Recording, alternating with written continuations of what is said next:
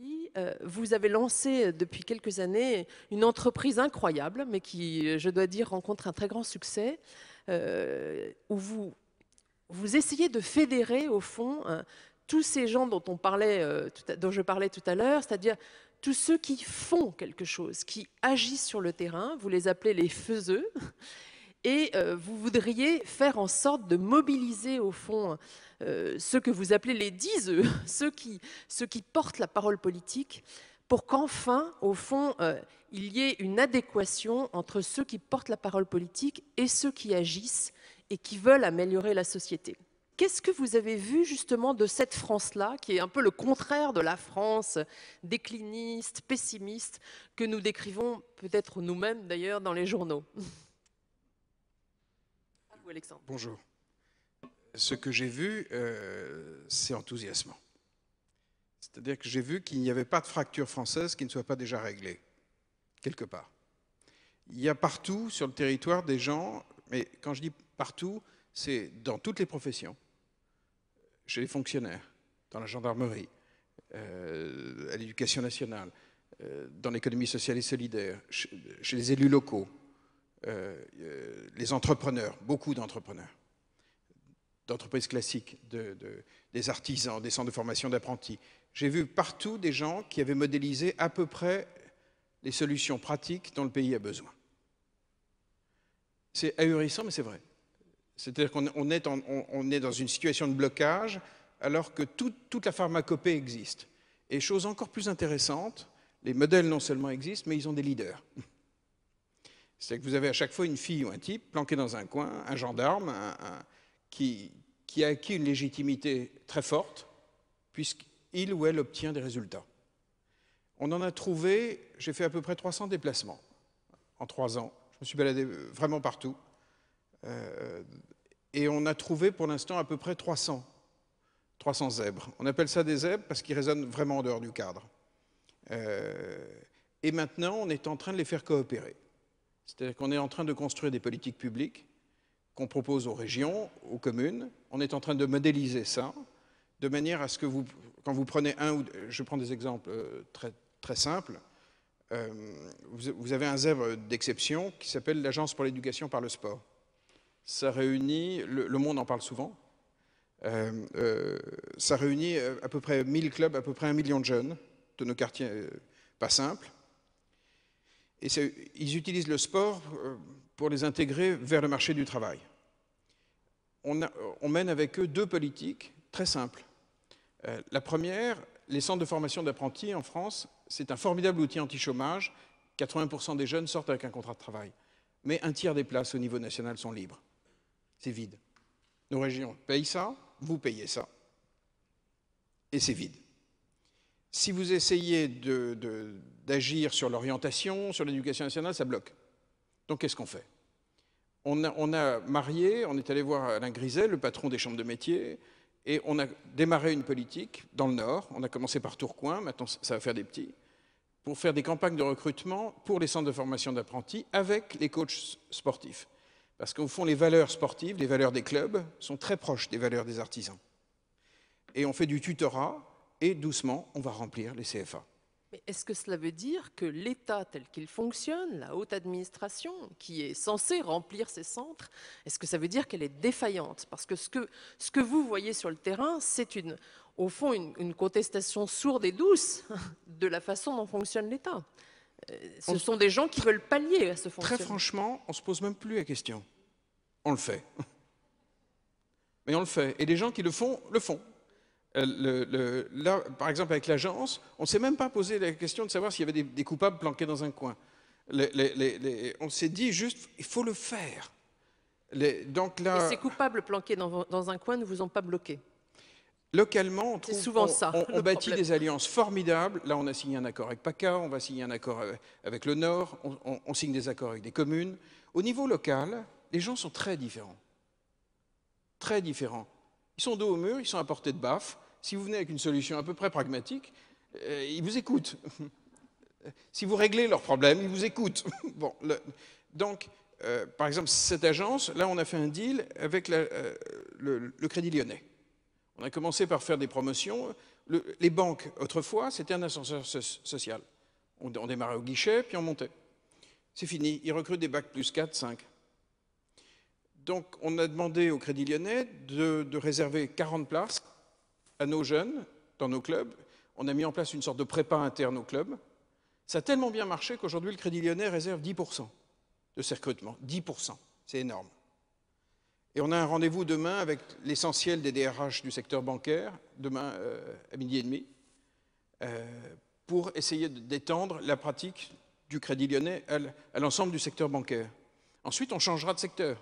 C'est-à-dire qu'on ne cherche pas on ne cherche plus des coupables. Et alors, je voudrais revenir sur quelque chose que vous avez dit.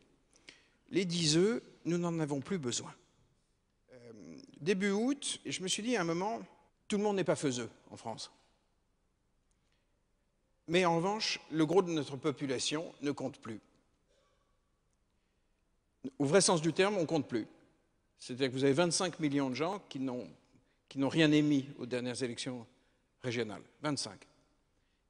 Si vous rajoutez tous ceux, et ça vous est peut-être arrivé, qui ont simplement voté pour empêcher le FN de passer. Mais vous n'avez pas émis un désir. Je vous laisse faire le calcul. Là, on passe de 58 à je ne sais plus, à je ne sais plus quoi. Bon. Ça ne va plus. Ça ne va plus du tout. C'est-à-dire qu'à partir du moment où la population ne compte plus massivement, quelque chose doit avoir lieu. Et je me suis dit que ce quelque chose, ça pouvait être une démarche simple. J'ai proposé aux gens sur ma page Facebook, le 2 août, j'ai collé une vidéo, je leur ai dit, on va se compter à la rentrée, on va faire une maison pour se compter. Pour compter ceux qui ne comptent plus, pour qu'ils comptent. Voilà. Et puis ensuite, si on est nombreux, on fera des actions. Là, avec les zèbres, on a des réservoirs fantastiques d'actions ultra pragmatiques. Et puis ensuite, si on est plus nombreux encore, ben on décidera ce qu'on fera. Et puis je mets ça le 2 août. A priori, le 2 août, il n'y a pas un monde fou qui se balade les gens pensent plutôt à autre chose. Et un mois après, je me retrouve avec 680 000 personnes qui étaient venues voir cette vidéo. Quand ça a dépassé 50 000, je me suis dit, tiens, ça intéresse des gens. Bon, 100 000, 200 000, 300 000, 400 000, 500 000, 600 000. Et comme j'étais en vacances dans un endroit où il n'y avait pas beaucoup de réseau, je ne pouvais pas prendre les messages tout le temps. Donc j'allais à la ville, je me collais dans un café et j'ai vu les milliers de commentaires. Les gens voulaient se compter. Ils voulaient compter. On a lancé ça jeudi dernier. Ça a démarré et il s'est produit quelque chose qui va bien au-delà des chiffres. Il y a eu plus de 100 structures locales qui se sont créées spontanément en une semaine. Par département, par région, par ville. Je ne l'avais pas demandé. Vous entendez? Je ne l'ai pas demandé. Les gens l'ont fait. Ça veut dire qu'ils ont compris l'esprit de cette maison. Je n'organise plus rien. Ils organisent. Il y a un pays qui est en train d'utiliser un outil et qui semble d'accord avec les valeurs qu'on a proposées. Et les valeurs, ça rejoint ce qu'elle fait. Les territoires. On va s'en sortir par nos territoires, si on donne du pouvoir aux territoires. Si on donne du pouvoir aux faiseux, c'est-à-dire au fond aux gens qui ont acquis une légitimité qui fait cruellement défaut dans la classe politique. Parce qu'il y a une question qu'on ne pose jamais sur les plateaux, c'est qu'as-tu fait? T'as fait quoi? Pas dans ton job, toi, en vrai, dans ta vie. Et ce qui est stupéfiant, c'est que tout ça a démarré sans médias. C'est venu d'en bas, les maisons locales sont venues d'en bas, parce que les gens le voulaient. Et c'est tellement joyeux qu'on va tout embarquer. On voit effectivement l'immense fossé entre le discours que là nous tenons ensemble et puis effectivement ce qui se produit dans la campagne électorale qui commence pour les présidentielles, où bien sûr ce discours n'est pas du tout tenu. Alexandre, vous justement, vous avez effleuré un peu le sujet. C'est difficile d'être complètement hors des échéances quand même qui arrivent. Et de fait, il y a quand même une élection présidentielle. Qu'est-ce qu'on peut faire pour changer et pour passer ce gap? Vous, Alexandre, vous aviez l'idée quand même d'aller éventuellement représenter ou trouver des représentants pour l'élection présidentielle, comment est-ce qu'on peut faire pour interférer dans cette élection et éviter qu'elle suive le cours frustrant qui nous frustre chacun d'entre nous? D'abord, se compter. Il faut faire les choses dans l'ordre. Elle a parlé de méthodologie. Il faut faire les choses dans l'ordre. Il faut d'abord qu'on se compte. L'histoire n'est pas la même si on est 50 000, si on est 2 millions. On ne va pas raisonner de la même manière. On ne va pas raisonner avec la même responsabilité. Ce que je sais, c'est que quand on crée une structure comme la structure de la maison, tout à coup, elle est proliférante. Je disais que plus d'une centaine de maisons locales en 5 jours, c'est effarant. Il y a des gens qui, pour monter des partis politiques, font des petits déjeuners et élèvent de l'argent. Ce n'est pas ce que j'ai fait. Non seulement je n'ai pas levé d'argent, mais je n'ai même pas demandé à ce qu'ils le fassent. Donc, premièrement, se compter. Ensuite, quand on va rentrer dans la phase 2, où on va lancer des actions. Là, elles seront à la fois locales, nationales. Je pense que cette masse fantastique de gens qui sont en train de se compter vont prendre conscience de leur puissance, au sens de pouvoir faire, pouvoir agir. Ce que disait Cynthia. C'est-à-dire, au fond, l'essence du pouvoir, c'est peut-être d'en donner. Mais pour ça, il faut de puissants opérateurs. Donc, dans cette phase 2, on va faire émerger de puissants opérateurs, et puis des opérateurs qui sont puissants localement. Je voudrais revenir sur quelque chose que vous avez dit. Vous avez dit, oui, mais ça n'est qu'un village. Oui, mais si vous habitez à Saillant, c'est fondamental. Ça veut dire que si vous habitez à Saillant, pour vous, c'est fondamental. Ce qui veut dire que la multiplicité des expériences dites locales, certaines sont transposables, mais celles qui ne sont pas transposables ne sont pas moins importantes, puisqu'elles concernent les gens. Mais il y en a qui sont transposables. Par exemple, moi j'ai passé beaucoup de temps pendant les 3 ans, et ça va compter énormément pour la phase 3, dont je vais vous parler. On est à regarder les élus locaux, ceux qui étaient franchement capables et qui pouvaient fournir des élites de remplacement. Je pense à une ville comme Dreux. Vous vous souvenez, Dreux, c'était le bastion du Front National. Aux dernières municipales, ils ne sont même pas parvenus à présenter une liste.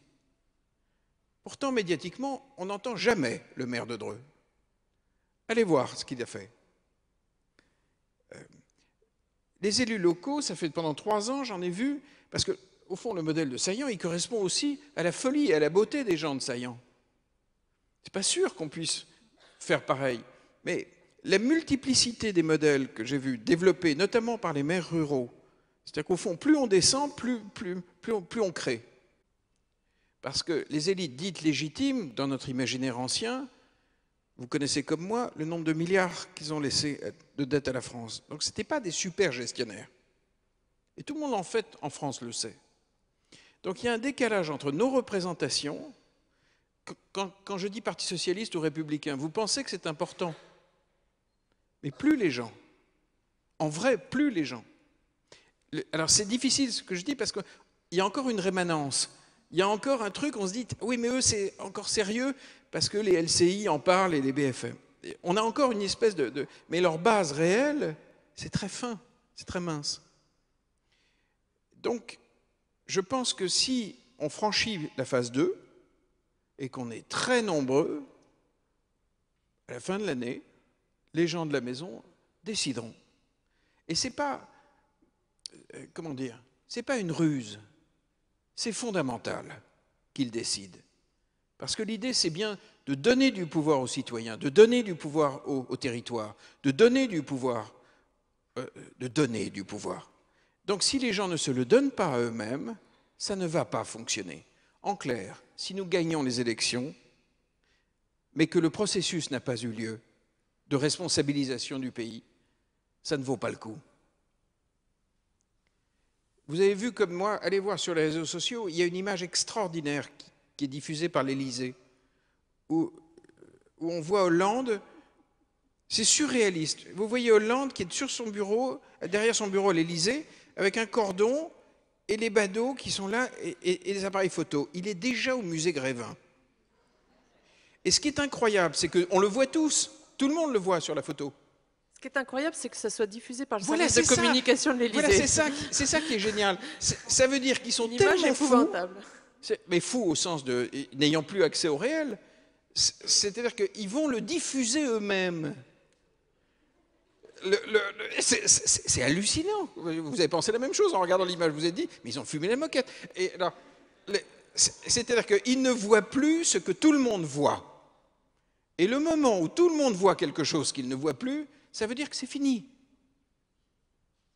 Ça veut dire que de toute façon, quelque chose va avoir lieu. Et comme on est majoritairement des gens bienveillants en France, au fond, l'hypertrophie du Front National, qui ne représente jamais que 12, ça fonctionne si on les laisse fonctionner en circuit fermé. Mais l'irruption par les réseaux sociaux, qui n'ont pas de coût, nous permet d'engager des manœuvres qui n'ont plus du tout le même format que ce que vous voyez sur BFM. Celui qui est sur la photo Musée Grévin, là, est reconduit, de toute façon, il sera balayé par quelque chose. Si c'est l'autre Musée Grévin qui prend la place, de toute façon, quelque chose aura lieu. Les gens veulent exister.